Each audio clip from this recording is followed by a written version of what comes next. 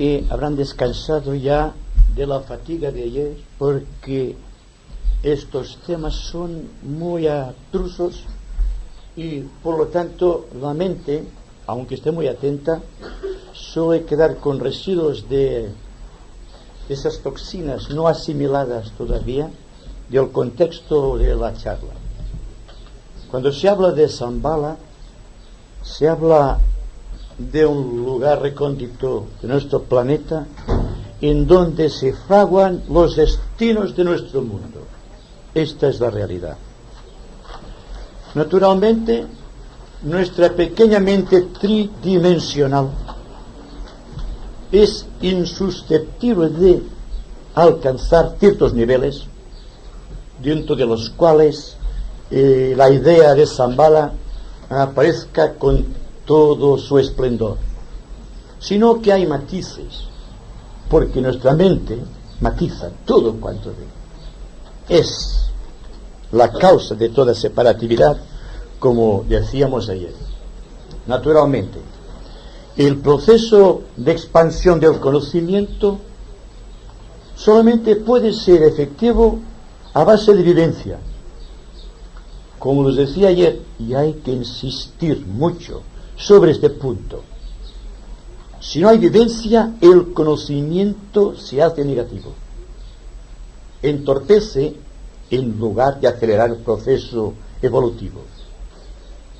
Entonces, si hay atención, si ustedes prescinden de su propio yo cuando están escuchando, no simplemente a mí naturalmente, sino la sinfonía de la naturaleza, la sinfonía de la humanidad, la sinfonía interior, todo esto lleva a un estado de comprensión, y la comprensión es el umbral de la vivencia. Son 3 estados que, si ustedes recuerdan, define yo por las 3 vertientes principales de todo desarrollo, de no importa qué tipo humano, qué tipo de logos planetario, no importa qué tipo de sistema cósmico, que es la vertiente histórica de los hechos físicos, palpables, objetivos, la vertiente psicológica, la que corresponde a la mente concreta, al cuerpo emocional, y luego una vertiente mística que corresponde al alma. Me pregunto si podríamos hablar y entendernos desde el punto de vista del alma, desde un punto de vista genuinamente místico, dentro del cual la idea de Shambhala o cualquier otro tipo de idea aparecieran claras y nítidas, reflejándose sin deformación alguna dentro de la mente. Que la mente no fuese una trinchera donde el yo está esperando la ocasión de agredir, sino que la mente estuviese tan dispuesta al diálogo, que fuese tan exquisitamente vulnerable, que se pusiese en contacto consciente con todo cuanto le rodea. Cuando existe esta forma, esta extrema unción hacia todo cuanto nos rodea, viene de improviso una expresión interior, algo superior a nosotros, que nos atrae, que nos absorbe y nos lleva directamente a captar la realidad. Entonces, todo aquel amasijo de conocimientos esotéricos o exotéricos se convierten en motivo de comprensión. Y cuando la comprensión se hace multidimensional, aparece la intuición. Y la intuición es la revelación de la verdad. Si pudiésemos dialogar en ese sentido, nos comprenderíamos como hermanos. Seríamos realmente fraternales. Todos estaríamos uncidos por el mismo lazo cósmico. Y naturalmente, para comprender el misterio de aquello que está más allá, de nuestro conocimiento, lógicamente, nuestra mente debe dejar de ser un receptáculo de simples conocimientos. La apertura de conciencia tiene que ser extremadamente profunda para que pueda reflejar, siquiera en cierta medida, debido a las limitaciones de la tercera dimensión, todo aquello que constituye un cúmulo de verdades.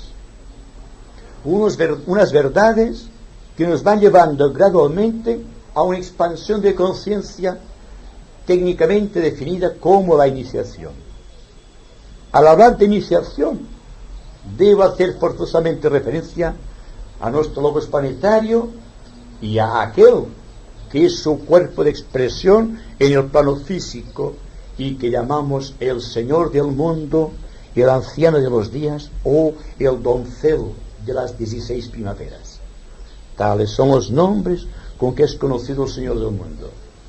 Y saber que este Señor del mundo, que lleva en sus manos el destino del planeta y cuya aura magnética sobrepasa el círculo, no se pasa de Plutón, hundiéndose en las profundidades del cosmos, es el que tiene en sus manos el poder de iniciar, el poder de decidir el destino de un ser que ha llegado a cierto punto de expansión de conciencia. Y la iniciación no es más que la incorporación dentro de cualquier vertiente histórica, psicológica o mística de lo que es la programática del logos planetario con respecto a un ser humano.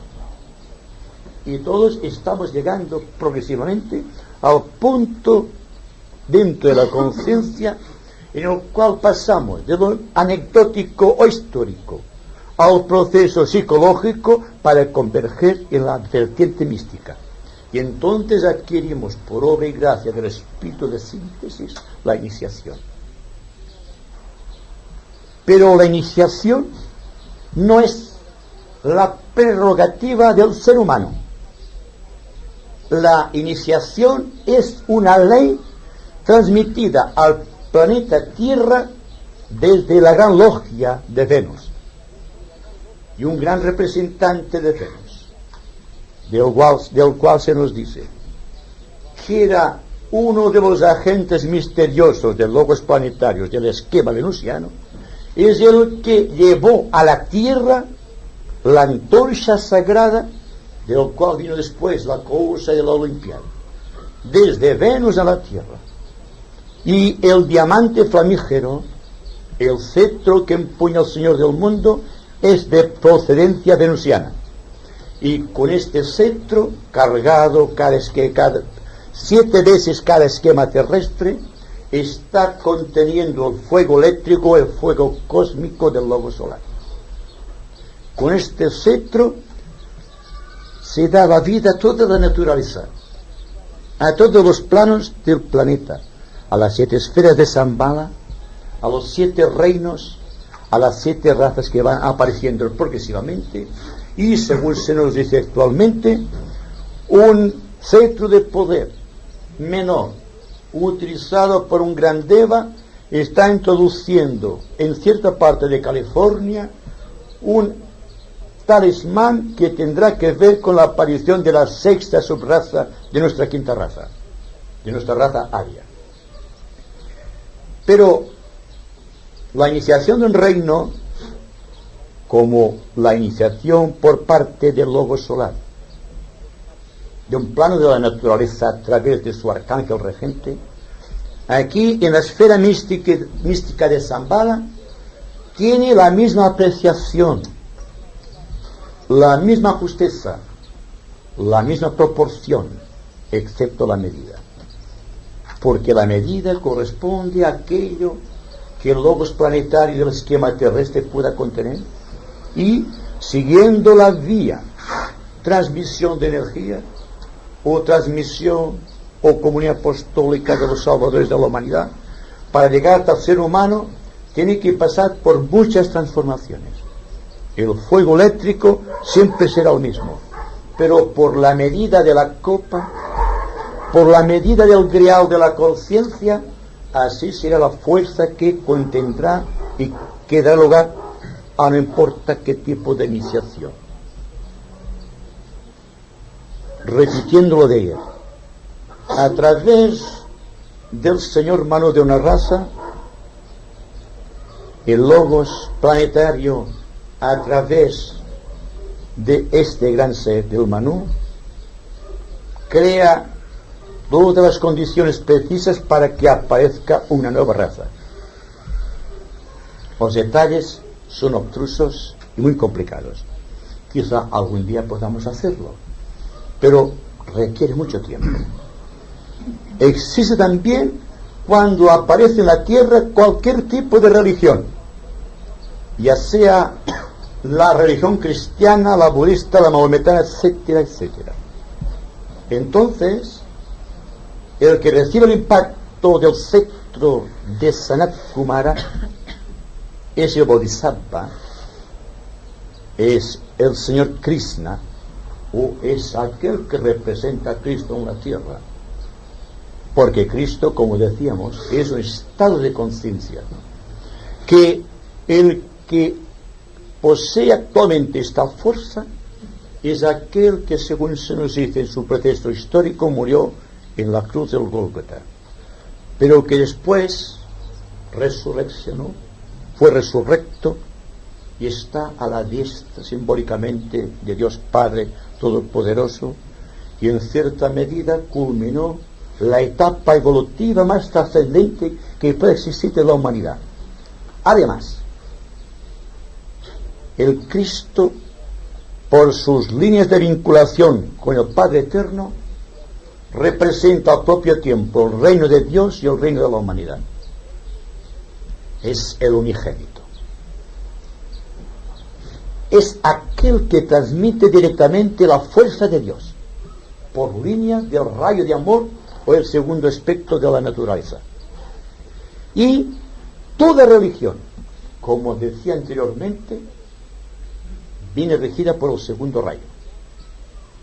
El segundo rayo, aplicado sobre el Bodhisattva, o sobre Maitreya, o sobre Cristo, porque son nombres de la propia personalidad, penetrando en cualquier remoto lugar de la tierra, en cualquier ambiente social predeterminado, y creando allí el origen de aquella religión. Teniendo en cuenta que al principio de que el Bodhisattva introduzca el cetro de poder sobre el grupo determinado de seres humanos o de grupos sociales, donde debe descansar aquella religión, es fundamentalmente pura. Pero después, los hijos de los hombres, traficando con pequeñas verdades tal como suele suceder y tal como suele decirse, al traficar convierten la verdad en teología, amontonan doctrinas sobre doctrinas, y entonces aquello que el Bodhisattva introdujo prístinamente, porque venía de procedencia solar, porque era el propio Dios manifiesto, se convierte en una religión organizada. Me pregunto si ustedes podrían determinar la diferencia que existe entre una organización de doctrinas o un organismo social vibrante, un organismo social religioso, místicamente religioso, para darse cuenta de que siempre tenemos a nuestro alrededor, planeando, tal como místicamente se dice encima de la aura planetaria, a estos grandes seres que solamente procuran el bien de la humanidad. Y tal como decía Madame Besant, todo lo tenemos ya. Falta solamente una cosa: la capacidad de recibirlo adecuadamente. Bien, forma parte del contexto de los centros iniciáticos, pero existe también el nacimiento de cualquier tipo de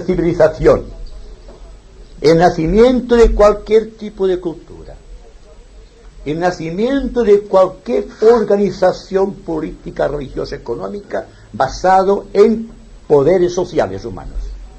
Y entonces, el centro de la iniciación, que un día llevó a crear una raza a través del señor Manu, pasó después a manos de Cristo y ahora pasa a manos de otra gran personalidad mística que en literatura esotérica llamamos el Machoan, el señor de la civilización. Y ahí se va creando toda la estructura de todo cuanto contiene la humanidad. Si meditan un poco, verán reflejados en estos tres seres una vertiente histórica, la raza, una vertiente psicológica, la civilización, y una vertiente mística, la del Cristo. Es decir, que si fuésemos místicos a la manera de Cristo, no habría problema, porque Cristo lleva la muerte universal. Lo malo está que todo poder contenido en el centro iniciático, al pasar por el ser humano, se deforma. Y el fuego eléctrico se convierte en fuego de Kundalini y aumenta la tensión dentro de los ambientes sociales de la humanidad. Y siempre existe dentro de la conciencia un conflicto latente. El conflicto entre lo que yo veo claro y aquello que yo no puedo hacer. Repitiendo aquí las palabras de Pablo de Tarso: sabiendo lo que debo hacer, hago lo que no debo. Siempre representa una distorsión del fuego eléctrico de la divinidad, que pasa por la pureza de la intención de la jerarquía y culmina en cualquier ser humano inmerso dentro de este gran centro que llamamos la humanidad. Y continuamos avanzando y repitiendo la importancia de las 7 esferas que constituyen la vida mística de Sanat Kumara. Las capas superficiales, abarcando incluso el aspecto magnético del propio Sanat Kumara a través del cuerpo físico, constituye la vertiente histórica del proceso. La fase intermedia hasta llegar a la 4ª esfera se denominan místicamente las esferas psicológicas de Sanat Kumara. Y cuando se pasa de la 5ª esfera, se bordea la 6ª para culminar en la 7ª, se produce la vida mística de Sanat Kumara. Quisiera poder penetrar, rasgar algo los velos del misterio que encubre estas 5, 6, 7 esferas, esas 3 esferas finales. En una existe el propósito articulado de Sanat Kumara con respecto a la humanidad. En la 6ª esfera se halla lo que esotéricamente llamamos la cámara del concilio de Shambhala, allí donde la voluntad de Dios es conocida. Este concilio está constituido, a ver si lo recuerdo, por las siguientes personalidades. Primero, el Señor del mundo, el iniciador único, en contacto con el Logos planetario, el cual a su vez está en contacto con el Logos solar. Los 3 Kumaras que acompañaron a Sanat Kumara desde Venus, constituyendo los 4 los señores de la llama. Después, una vez que fue establecida la jerarquía, 3 seres procedentes del cosmos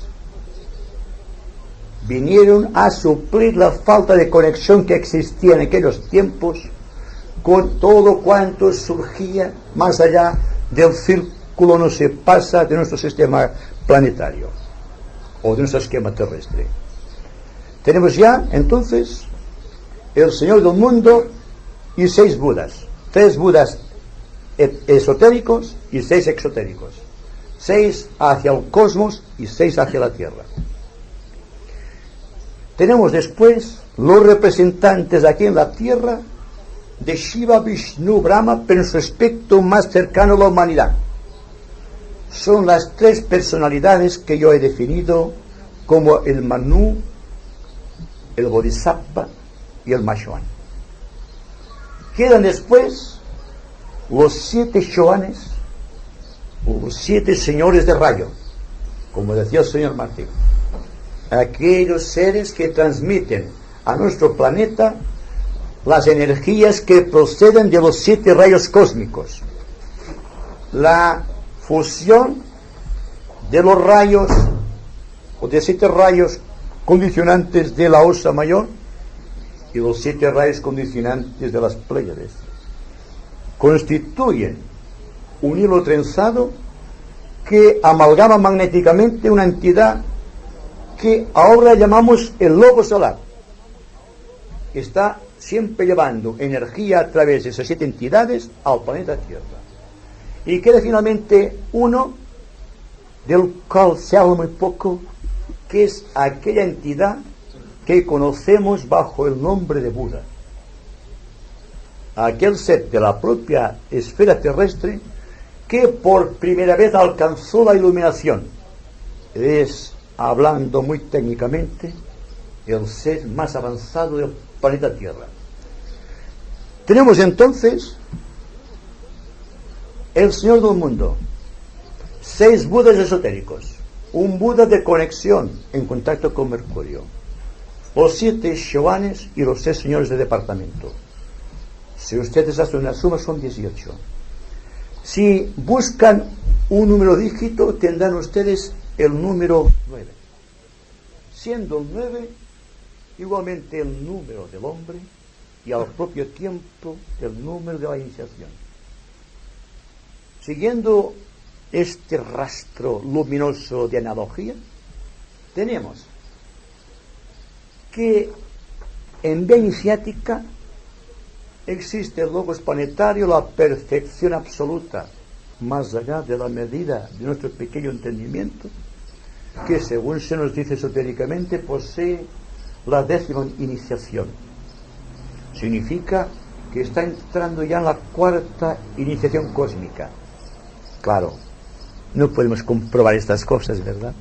Pero aceptemos como hipótesis.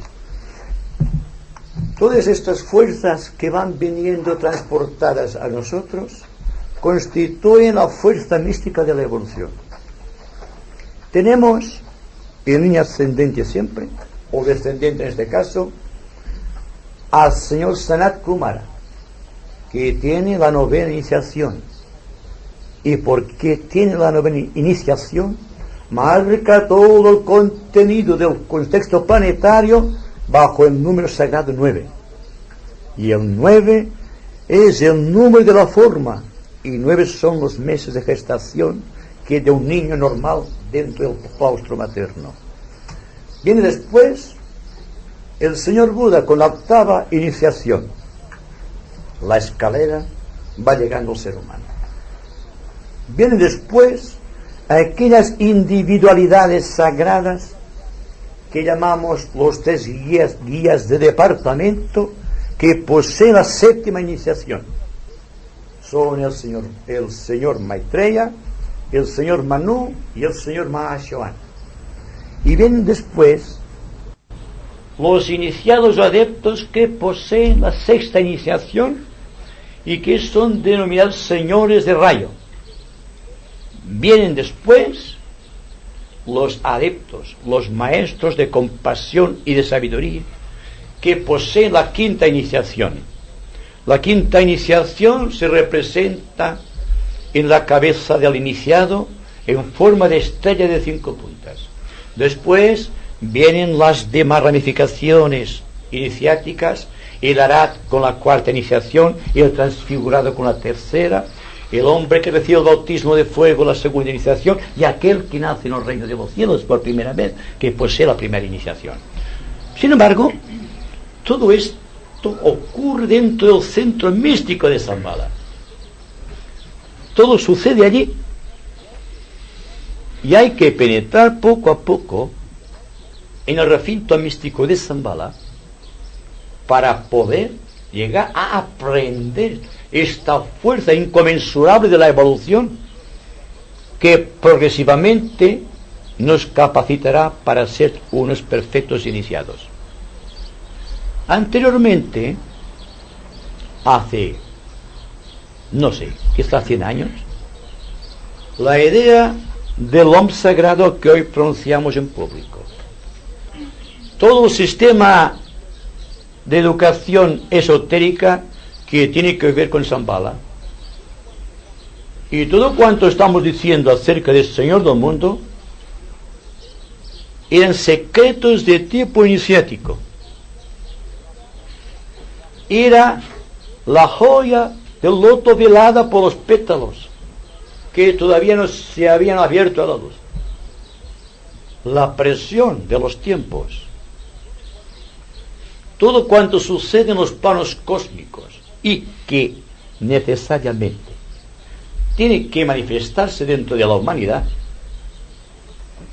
tienen que ver siempre con los misterios iniciáticos. Y todos, en cierta manera y hasta cierto punto, somos iniciados. ¿Por qué no? Porque todos estamos unidos por los mismos ideales, el fervor místico, no emocional, digo místico. Y dentro de nuestro pequeño grupo o pequeña comunidad establecida existe una interpenetración. ¿Se dan cuenta de esto? Esta interpenetración que une nuestros corazones es técnicamente Shambhala.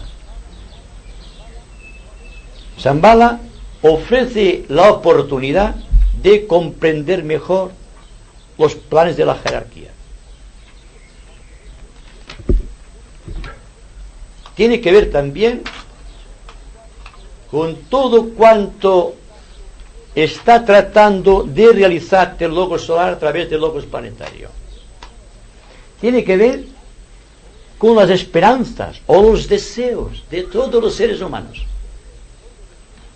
Pues todos los seres humanos, nosotros, ¿verdad?, incluidos, estamos buscando una sola cosa en la vida. Buscamos la esencia mística de Shambhala. Buscamos la paz. O, si ustedes prefieren otro término, la felicidad. Porque no existe felicidad sin paz, ni paz sin felicidad. Es consubstancial y los términos son plenamente analógicos.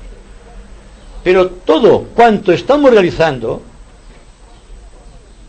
todo cuanto estamos tratando de realizar y de vibrar a su compás, es algo que constituye un deber social. Que cuando estamos refiriéndonos aquí al sistema místico de acercamiento a la verdad, no estamos diciendo que tengamos que acumular conocimientos sobre la verdad, porque la verdad, por su propia naturaleza, no puede circunscribirse en términos, ni tampoco la verdad en el hombre, como decíamos ayer, y hay que repetirlo, podía circunscribirse dentro del área de la mente, sino que debe haber un factor desconocido, pero que está potencialmente latente, fuera y dentro de nosotros, que constituye una participación activa dentro de los misterios de Shambhala. De ahí que poco a poco el afán del conocimiento cederá al implacable deseo de vivencia y no habrá escapatoria, porque si la humanidad tiene que triunfar sobre la guerra y sobre todos los desastres acumulados en el tiempo como registros históricos, tendrá fundamentalmente que cambiar. No puede cambiarte una época, así que cambia el espíritu del hombre. Porque si no cambia fundamentalmente el espíritu del hombre, no cambiará fundamentalmente nada. De ahí lo que les decía también, y no quiero cansarles mucho, de que tratar de descubrir la verdad y revelarla no es una materia de disciplina, no es un ejercicio mental de aproximación a algo, sino que es un deber social que posee y debe mantener el hombre de nuestros días, el hombre inteligente de buena voluntad de nuestros días. Porque hay una palabra en el Evangelio que posee un significado muy íntimo, y es aquellas palabras que se pueden aplicar a los discípulos, no importa qué época en la vida planetaria, de vosotros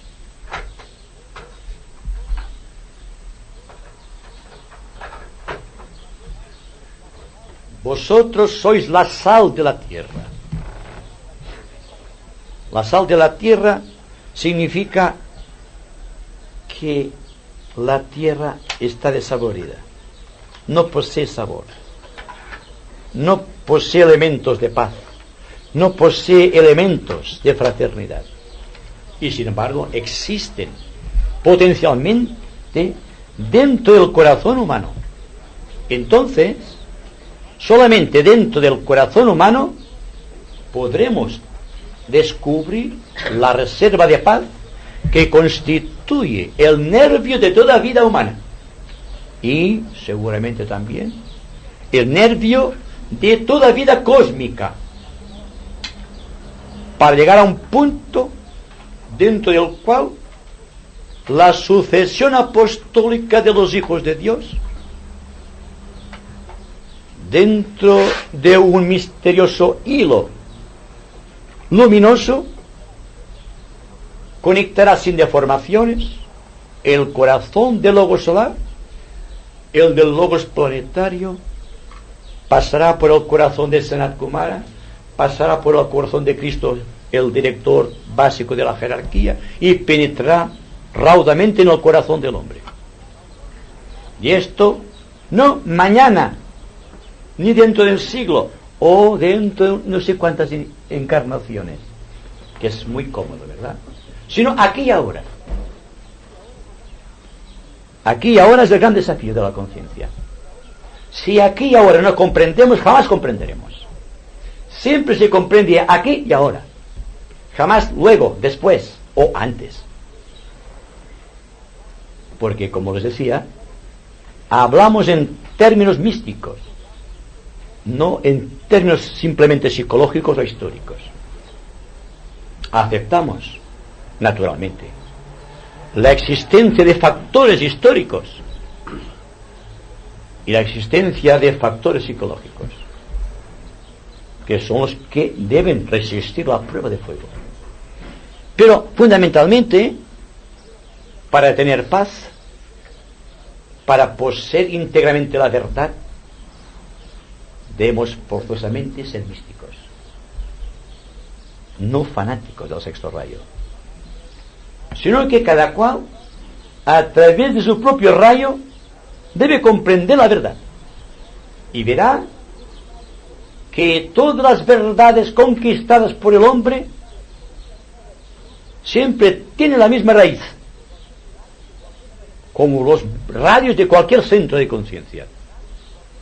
Parece que en el tiempo es a distancia, pero si se parte de la superficie, si se parte de la historia buscando el misticismo agudo y profundo, se ve que todos coinciden en el centro. Esta coincidencia en el centro es lo que yo llamo aquí y ahora. Y aquí y ahora podemos y aún debemos comprender.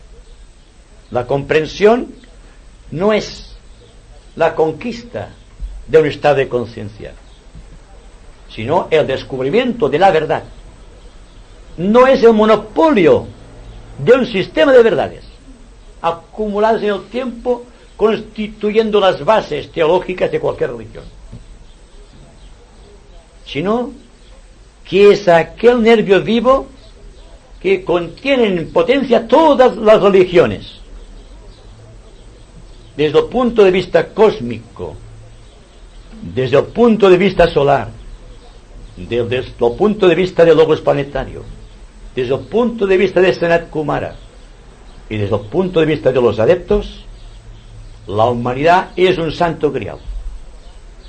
Está solamente en disposición de recibir el verbo sagrado. Y esto se puede y se debe hacer aquí y ahora.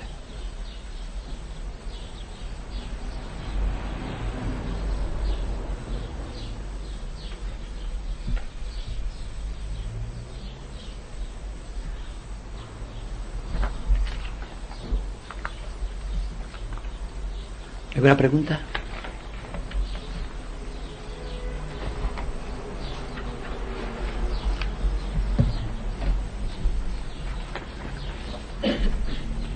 Quizás podríamos hacer un poco de meditación un poco más larga que ayer.